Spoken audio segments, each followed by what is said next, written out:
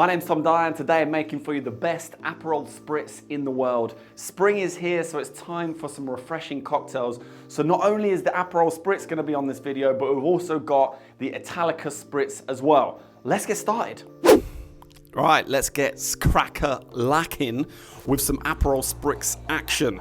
First, I'm just going to show you this little magic trick with the wine glass. Nice.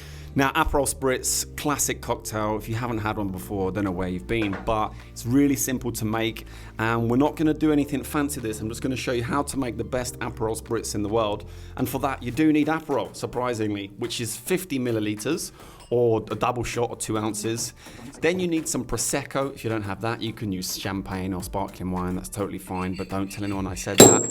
We can saber the top off using our Grail jigger, and we're going to use 3 parts of Prosecco. So it's 2 parts Aperol, 3 parts Prosecco, and then we're going to top that off with 1 part of soda or sparkling water. And it's as simple as that. Add ice. Now I poured out the ingredients and add ice afterwards because I had a smaller wine glass, but you can do it either way, it makes no difference. And then garnish simply with an orange slice. I wanted a nice big fat wedged orange wheel, because I think it's gonna look really good on the side of the glass. Might make the drink a little bit more difficult to drink, but I really like it like this. Nice. Give that a quick stir, and you're good to go. It's as simple as that.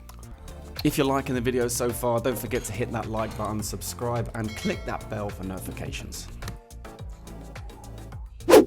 Okay, I am gonna show you a new modern day classic, which is the Italicus Spritz. Really similar. I'm gonna use basically the same measurements as I did for the Aperol Spritz, but I'm gonna be using Italicus, which is a Rosolio, and it's made using rose petals and citrus. And it's quite a sweet liqueur, but it works really well in a spritz cocktail. So you have a red spritz and a white spritz. And again, we've got some champagne, or in this case, we're using Prosecco. And I'm just gonna show you a fancy way to pour your bubbles on your cocktails. If you wanna learn any of these tricks or moves, Friday, there will be a video coming out with a tutorial on all of them. And as with the Aperol Spritz, we're going to top up with 1 part of soda. So 3 parts Prosecco, 2 parts Italicus, 1 part soda. Add your ice in, and then the garnish for this one is going to be 3 olives. Now I'm just going to show you my ninja way to get olives out of the jar. Obviously when the jar becomes a little less full, this becomes a bit more difficult, but it's a fun way to get your olives out of the jar. And then just pop that onto the top of the drink, and that is the Italicus Spritz. Oh, yes.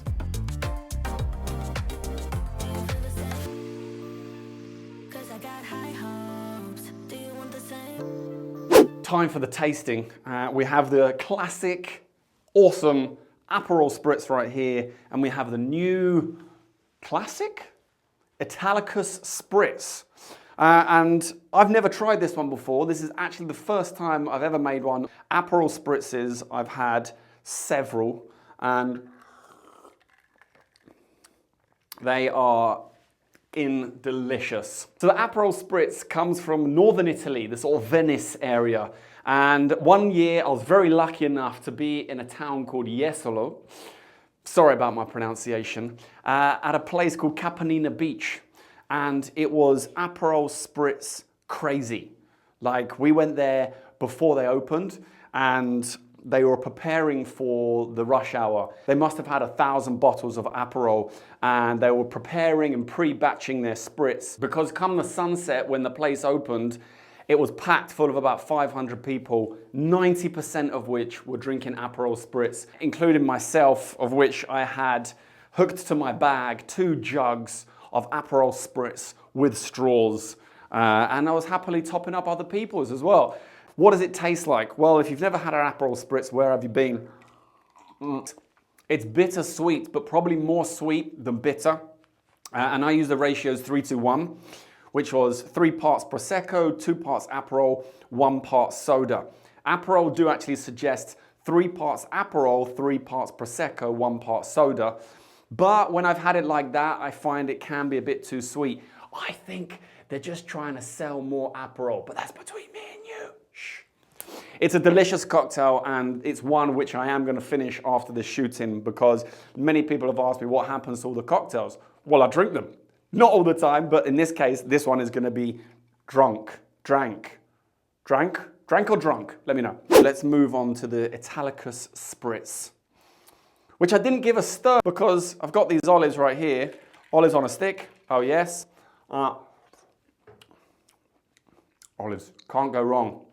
Olives, basically the bartender's snack. I used to hate olives until I started working behind the bar, and when the shift had finished, the only thing which was kind of savoury that I could eat behind the bar was olives and Bloody Mary mix. So I used to drink olives with Bloody Mary mix just because I was starving hungry. Anyway, on to more pressing matters, and that is the Italicus Spritz, which,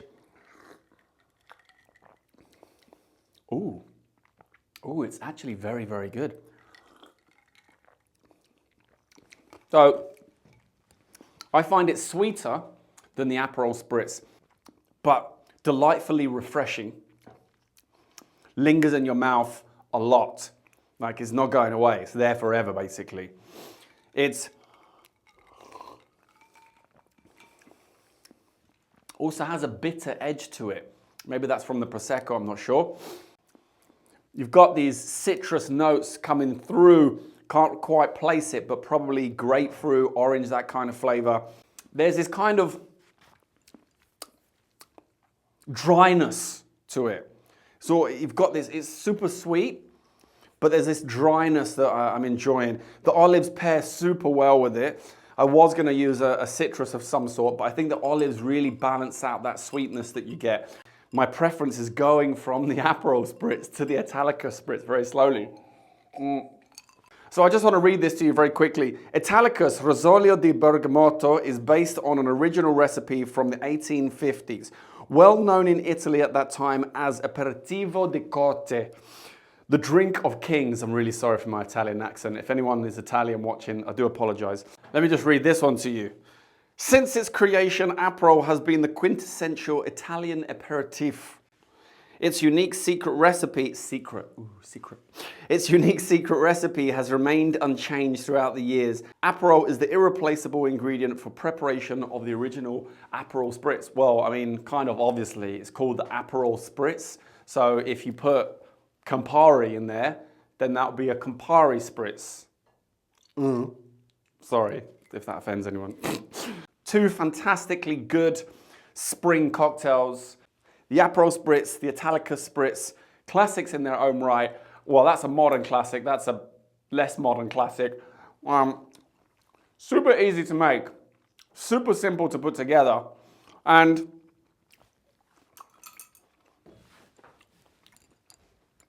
what more can you say?